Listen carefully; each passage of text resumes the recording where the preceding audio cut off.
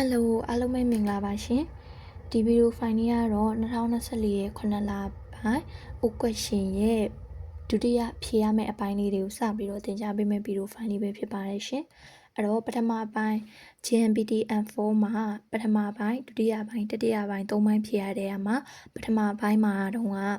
ခန်းကြီးမိနစ်စိမ့်မိနစ်စိမ့်မိနစ်နဲ့စိမ့်စနစ်နဲ့ဖြေရတဲ့အပိုင်းကိုသင်ခဲ့ပြီးပေါ့နော်အခုကကျတော့ဒုတိယပိုင်းစဖြေရမယ် grammar နဲ့ reading အပိုင်းတွေကိုစပြီးတော့သင်ကြားပေးမယ့် video file လေးပဲဖြစ်ပါတယ်ရှင်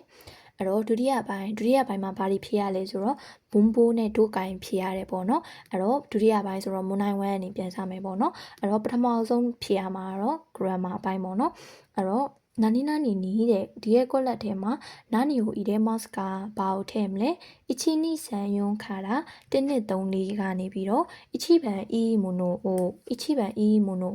အကောင်းဆုံးကိုဟီတိုဆိုအရန်တဲ့ကူရာဆိုင်တခုရွေးချယ်ပေးပါတဲ့အဲ့တော့ဒုတိယစဖြေရမှာက grammar အပိုင်းလေးပေါ့နော်အချီပန်ဥဒေဆိုတာလက်မောင်းကိုပြောတာဥဒေနိလက်မောင်းမှာတဲ့စခဲတို့တက်စင်နဲ့တုတ်ခဲဒီခန်းကြီးလေးကတုတ်ခဲနိုင်ခန်းကြီးလေးဥဒေနိစခဲတုတ်ခဲဟိုတဲ့လက်မောင်းမှာတက်တဲ့နိုင်ကိုဥဒေတုတ်ခဲတို့လက်မောင်းကနိုင်နာနီအီမတ်ခေါ်ပါတယ်တဲ့အဲ့တော့လက်မောင်းမှာကတ်တဲ့နိုင်ကိုလက်မောင်းကတ်နိုင်ဘာဖြစ်မှာလဲလို့ခေါ်တာပေါ့တိုအီမတ်လို့ခေါ်ပါတယ်တရှိတော့ F4 မှာသင်ခဲ့ရတယ်လေတိုအီမတ်လို့ခေါ်ပါတယ်လို့ပြောပါတယ်အဲ့တော့ဒီကအတွဲလေးပဲအဖြေရယွန်းမှန်တိုအီမတ်လို့ခေါ်ပါတယ်အဲ့တော့ grammar မှာအမျိုးမျိုးလာနိုင်တယ်ပေါ့နော် grammar pattern လည်းလာနိုင်တယ်ပြီးတော့ pattern နဲ့တွဲတဲ့ form တွေလာနိုင်တယ်ပြီးရင်ဘာတွေလာမလဲဆိုတော့ particle တွေအမျိုးမျိုးပေါ့နော်အဓိကမေးလို့ကောင်းတာကကြတော့သူ့ရဲ့ grammar ရဲ့အရှိရလိုက်တဲ့တွဲတဲ့ form ကတော့အဓိကမေးလို့ကောင်းဆုံးပေါ့နော်ဒါပေမဲ့ particle လေးတွေလည်းမေးတတ်ပါတယ်အဲ့တော့ဒီရဲ့ဟာလေးကအဖြေကယွန်းမန်တိုအီမတ်လို့ခေါ်ပါတယ်လက်မောင်းမှာကတ်တဲ့နာရီကိုဥဒဲတုခေတိုအီမတ်လက်မောင်းကတ်နာရီလို့ခေါ်ပါတယ်အဖြေကယွန်းမန်နောက်တစ်ခုနိဗ္ဗာန်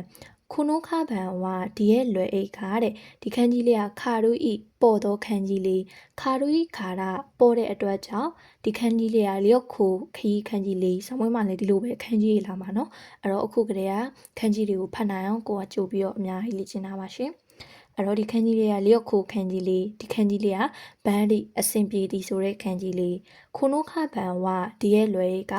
ခါရူဤခါရပေါ်တဲ့အတွက်ကြောင့်လျော့ခိုခီးနာနီဘန်ဒီဒက်အဆင်ပြေတယ်တဲ့အဲ့တော့ဒီလွယ်ကပေါ့လို့ခရီးဘာဖြစ်မှာလဲအတွက်ပေါ့ခရီးအတွက်အဆင်ပြေတယ်အဲ့တော့အတွက်ဆိုတာကိုရှာရအောင်နံပါတ်1ကတူဆိုတာနှင့်ကိုပြောတာပယ်မယ်နီးကအိုဆိုတာတခုခုပြုလုပ်တဲ့အခါမှာသုံးတာပယ်မယ်စမ်းကနီးတခုခုဖို့ရန်အတွက်ဆိုရင် N5 မှာကလေးကပါတယ်လေနောင်ဆိုရင် noun plus she must ကိုမှာ she must ဖြုတ်ပြီးတော့ noun နဲ့တွဲတာဒီမှာလျော့ခို she must ကိုမှာလျော့ခိုနဲ့တွဲထားတာလျော့ခိုနီး bandidas noun နီး bandidas လျော့ခိုနီး bandidas ခရီးအတွက်အဆင်ပြေတယ်လေးက not လည်းမဟုတ်ပါဘူးเนาะအဲ့တော့တခုခုဖို့ရန်အတွက်လို့ပြောခြင်း particle နီးကိုသုံးပါတယ်ရှင် verb ဆိုရင် verb ဆိုရင်ကြတော့ဘာလုပ်ရမလဲဆိုရင် must ဖြုတ်ပြီးတွေ့ရတာ noun plus she must ဆိုရင်ကြတော့ she must ဖြုတ်ပြီးတော့ noun နဲ့တွေ့ရတာဒီမှာလျော့ခို she must ကိုမှ she must ဖြုတ်ပြီးတော့လျော့ခိုနဲ့တွေ့ထားတာပေါ့နော်လျော့ခိုနီ bandidas အဖြေကစံပန်ခရီးအတွက်အဆင်ပြေတယ်နောက်တစ်ခုစမ်းပန်ချီဝအဖေကနခုတိုင်အိုနကတိုင်ကိုစန်ဂျပွန်အီကျော်မူတေမတ်ငါ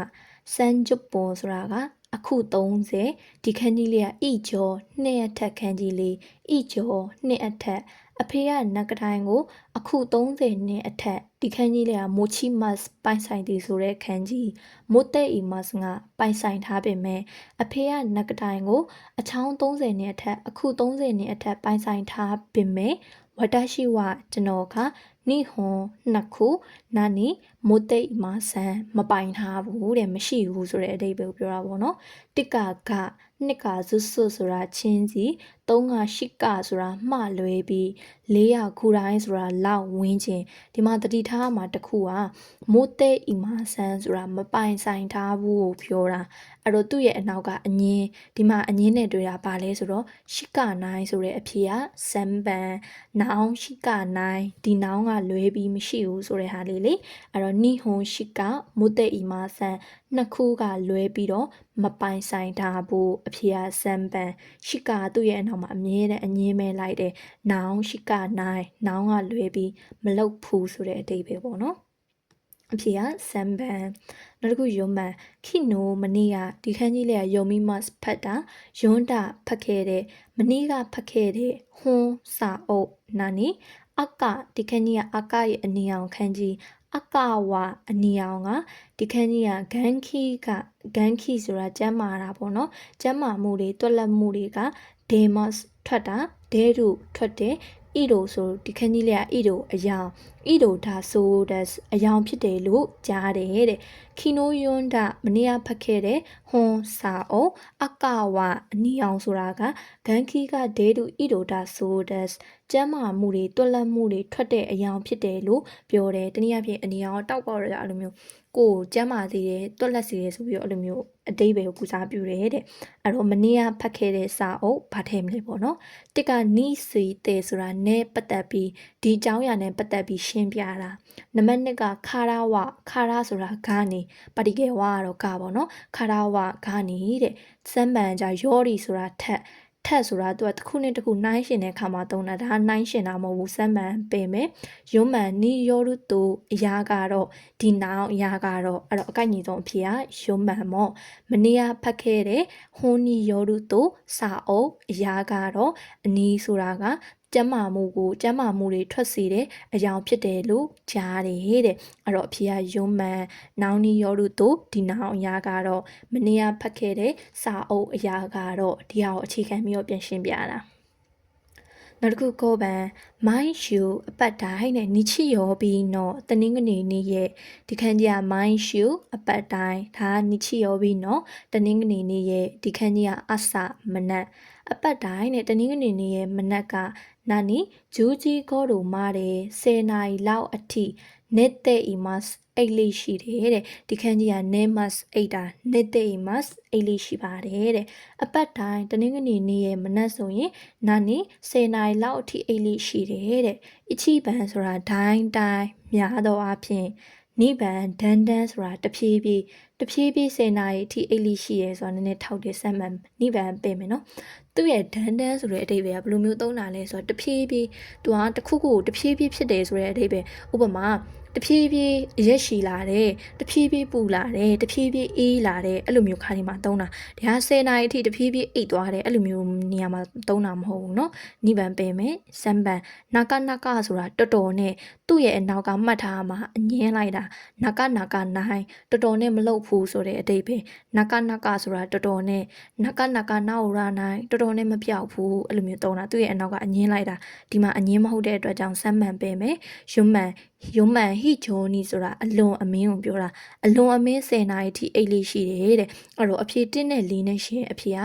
အချီပန်အဖြစ်နိုင်ဆုံးမော့ဒိုင်းများသောအားဖြင့်10နာရီလောက်အထိအိတ်လေးရှိပါတယ်အဖြေကအချီပန်နောက်တစ်ခုရခုဒီမှာဆိုရင်အောက်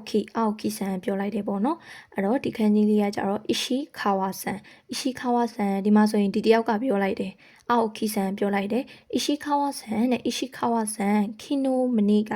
ကွလန်ပါတီကိုတဲ့ခိုနာခတ်တန်ဒက်စကာခီမော့စ်ကလာတာခိုနာခတ်တန်ဒက်စကာမလာခဲ့ဘူးလားတဲ့မလာခဲ့ခိုနာခတ်တန်ဒက်စကာမလာခဲ့တာလေ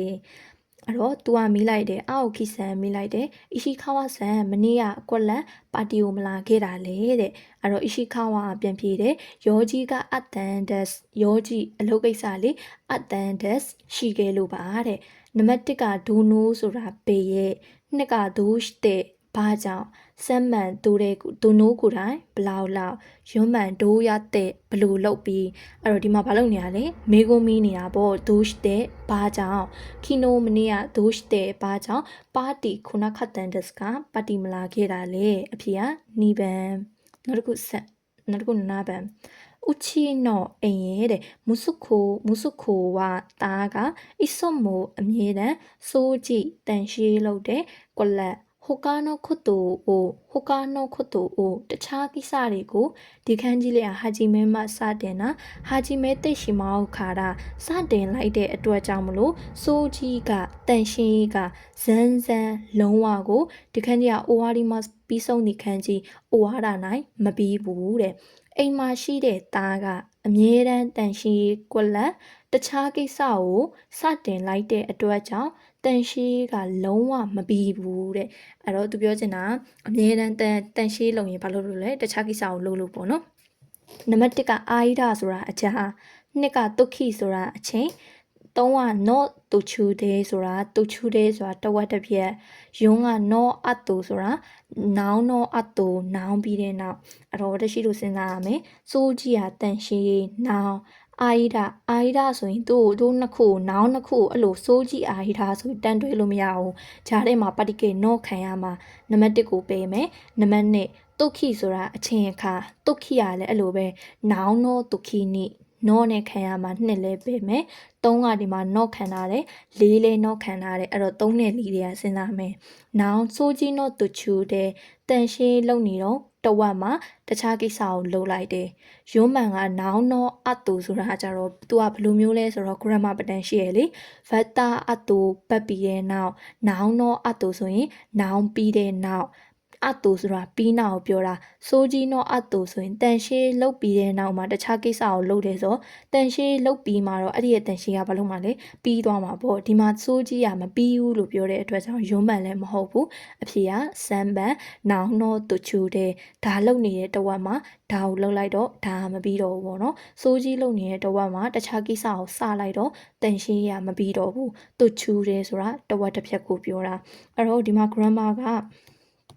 73မှုပါနေဆိုတော့ဗီဒီယိုအရန်ရှိနေမှာဖြစ်တဲ့အတွက်ကြောင့်နောက်ထပ်ဗီဒီယိုဖိုင်2လေးတင်ပေးပါမယ်ရှင်အဲ့တော့9ပုံမြောက်မှာရက်လိုက်ပါမယ်ရှင်နောက်ထပ်ဗီဒီယိုဖိုင်မှာပြန်တွေ့ပါမယ်အားလုံးပဲကျေးဇူးတင်ပါတယ်ရှင်